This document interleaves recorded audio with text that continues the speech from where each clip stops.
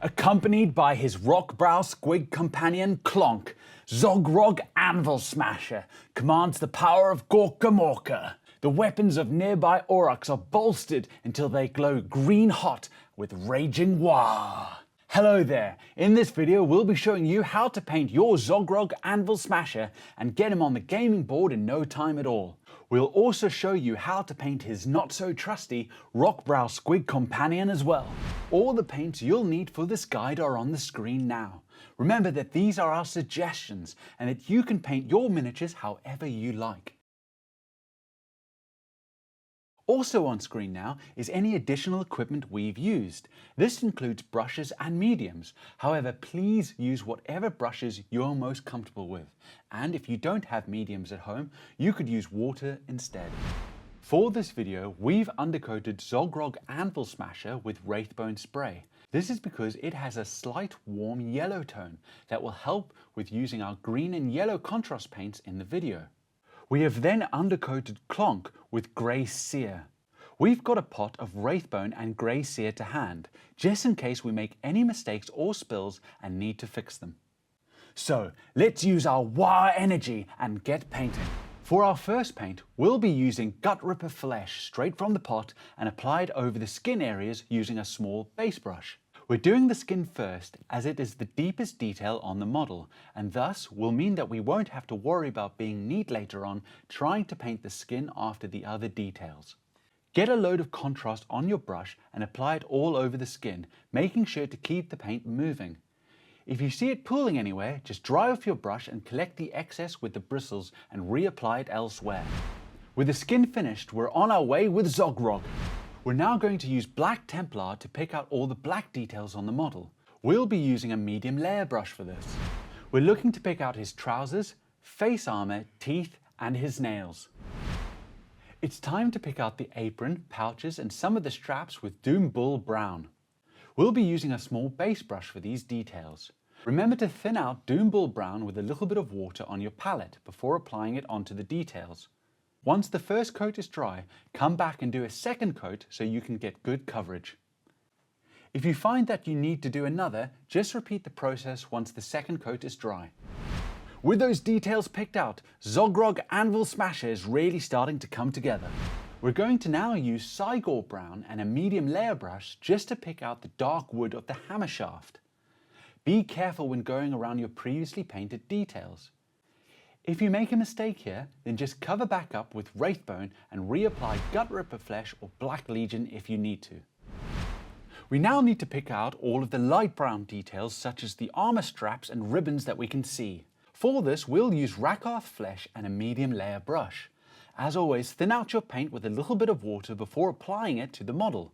Multiple thin coats are better than one thick coat, so don't worry if the paint doesn't cover well with the first coat. Just take your time going around the previously painted details to try and avoid making any mistakes. If you do, just tidy back up with the previous colours. It's time to pick out the teeth and eyes using Wraithbone. We'll be using a small layer brush for this. Take your time doing these details. A good tip here is to hold your breath if you can, in order to steady your hand before placing the paint onto the details. And there we go, the eyes and the teeth have been picked out and look great. Time for our first metallic stage. We're going to use Iron Warriors for all of our dark silver details that we can see on the model. Make your way around the miniature picking these out. If you need any help where these are, remember to check out the box art.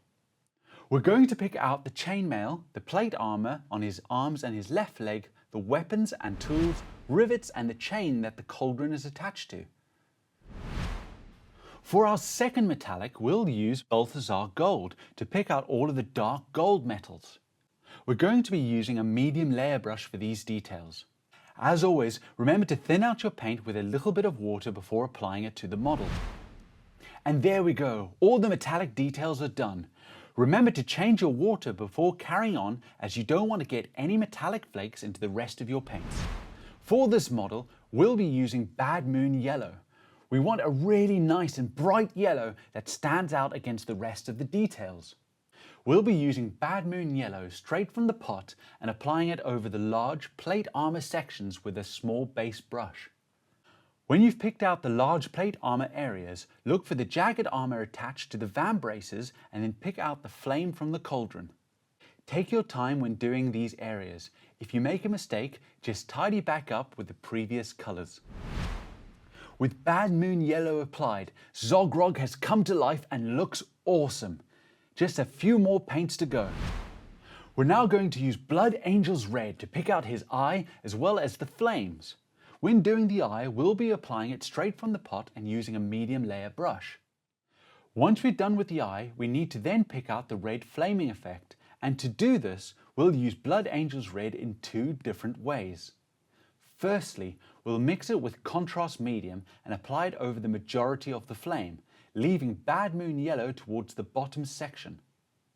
We're doing a 2-to-1 mix of contrast medium to Blood Angel's Red. Once this has dried, we'll then use Blood Angel's Red straight from the pot and apply it to the upper sections of the flame, showing where the flames are coolest. And there we go, with the eye and the flames done, all that's left to do are the shades. For our first shade, we'll be using Cassandora Yellow and a small base brush. We're looking to pick out all of the yellow armor sections and applying the shade all over them. When doing this, just look out for any pooling. If you see that, dry off your brush and soak up the excess with the dry bristles. With that shade applied, our yellow armor has a lot more depth to it. We're now going to use Agrax Earth Shade and a medium layer brush to pick out all of the leather, cloth and chainmail. Same thing as before, we just need to look out for any pooling, and if we notice any, we're just going to soak them up with the dry bristles. For our last shade, we're going to use Nuln Oil with a medium layer brush and apply it over the metals and into the facial recesses. Just take your time applying it into all the recesses of the face. If you notice any heavy pooling anywhere, as always, just soak it back up with the dry bristles. We're now going to focus on painting Clonk, the rock brow squig. We've done this separately to make it easier to follow along with the painting stages. Okay, let's get started then and get some Blood Angel's Red onto our squig. We're taking Blood Angel's Red straight from the pot and using a medium layer brush to paint all over the skin. Blood Angel's Red is a really fantastic red contrast paint and covers over the grey seer base very nicely. We'll now be picking out all of the scales using Black Legion. Carefully make your way around the details and try not to get Black Legion onto the red skin. If you do, just tidy back up with Grey Seer and then Blood Angel's Red. Okay, it's time to pick out the lips using Pink Horror and a medium layer brush. Carefully make your way around the red skin details. We're only picking out the bottom lips for a specific reason here. If we do the top as well, it would look like our squig is wearing lipstick. So just keeping the lighter paint to the bottom will sell the effect better of overlapping lips. We're going to be doing the teeth and eyes next. And for this, we'll be using Corax White and a medium layer brush. We'll just make our way around the teeth, picking them all out.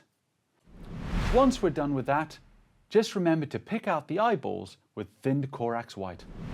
It's time to use Bad Moon Yellow straight from the pot to paint over the eyes, giving them an evil yellow glow. With that done, Clonk is almost complete. We'll now use Balthasar Gold and a medium layer brush to pick out the metal tail ring that we can see on Clonk. Just take your time when doing this and try not to get any of the Balthasar Gold onto the red skin. If you do, just tidy back up with Grey Seer and then reapply Blood Angel's Red. We'll now wash the red skin and lips with Carroburg Crimson and a small base brush. Just try to avoid getting it on the white teeth. For our next shade paint, we're going to use Nuln Oil and a medium layer brush. We're going to use it in two ways here. Firstly, we're going to apply it into the recesses of the teeth, keeping it off the tops so they stand out a bit. And then we're going to apply it all over the metallic ring. If you make a mistake here on the teeth, all you'll need to do is just go back over them with Corax White. And there we go. Both Zogrog and Will Smasher and his Rockbrow Squig Clonk are fully battle ready. We're now going to show you how to take Zogrog up a level if you wish to. For this, we'll be focusing on his armor. We'll need a couple of extra paints and they're on the screen now. Remember that you don't have to do this, but if you do fancy it, let's just jump straight in. So we're going to take the yellow armor to the next level because we think that this element will really make the model pop nicely on the gaming board. In order to do this, we'll be using Dawn Yellow to edge highlight all the raised sections of the armor. Remember to get some water onto your palette to thin out your Dawn Yellow to make it easier to apply. We'll be using a medium layer brush for this. Take your time moving around the model, picking out the raised areas. If you make a mistake here, just tidy back up with the previous colors. These are Wraithbone, Bad Moon Yellow, and finally Cassandora Yellow. Because Dawn Yellow is so nice and bright, it really makes our yellow armor stand out and look awesome. Now that we've highlighted all the yellow armor and have our edge highlight lines, we're going to add some chipping to them. For this, we'll be using a small layer brush and Rhinox hide. So let's get some Rhinox hide onto our palette and thin it out with a little bit of water so it flows nicely off our brush.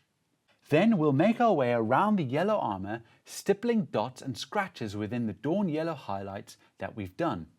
The trick here to making it work and really stand out is to keep the dots and scratches small and therefore in scale with the armor and miniature. Another tip would be to concentrate our marks towards areas that we think would get the most wear and tear. So these would be the edges and corners of the armor. With that complete, we've taken our yellow armor to the next level. And there we go, our Zogrog Anvil Smasher looks awesome and ready to stomp onto the battlefield to crush all those who stand before him. For more tutorials, tips and tricks, you can head to your local Warhammer store where our amazing staff will be happy to help. Or you can go check out citadelcolor.com. Well, we hope you've enjoyed this video and we'll see you again soon. Bye bye!